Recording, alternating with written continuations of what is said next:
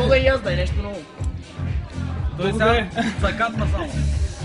Нали знаете, карите се, осми се кара, белот, покер, кенти купе, покер, който иде. Карите се цепят и се межда да бъдат разбъркани, нали? Да. Цепи един път. Айде цепи. Благодаря. Едно цепене. Писма на гласиме. Да, си ще една. Да, смисъл, да, забравих да ще покажа обикновен как. Добре, аз искам да ги разцепя един път, так. Сега ще разкажа една история, която ми случи пред Народния театър Жълтите павета.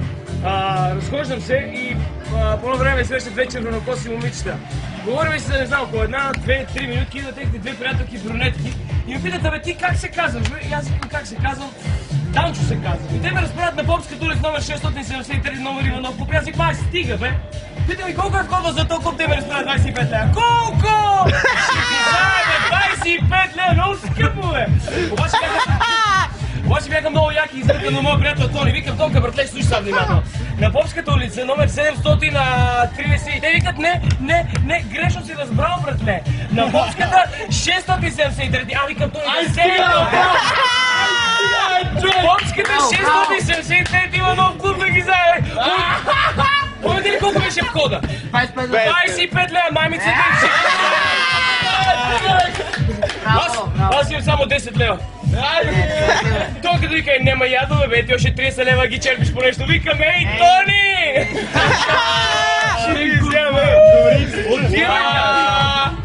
Отиваме там, не клуб ми казино, викам, дай да играем покер на първия. Това как искаш да ти дам, той ми каза, дай ми 2 четворки. Дай два туза, 2 четворки е лесно. Играеме 5, той вика, дай ми 2 четворки и тръсме и той го иска. Викам, добре ми, приятели, заповядай, веднага ти ги раздавам.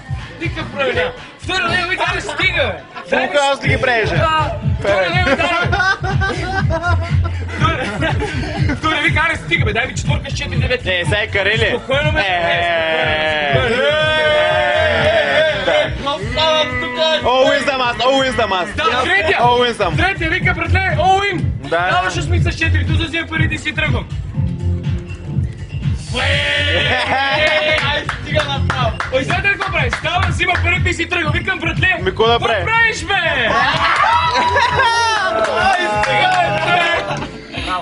Той знаете ли какво вика? Вика ми, ей, Данчо, няма как да биеш на ръка. Викам, братле, аз раздавам, аз бия. Дай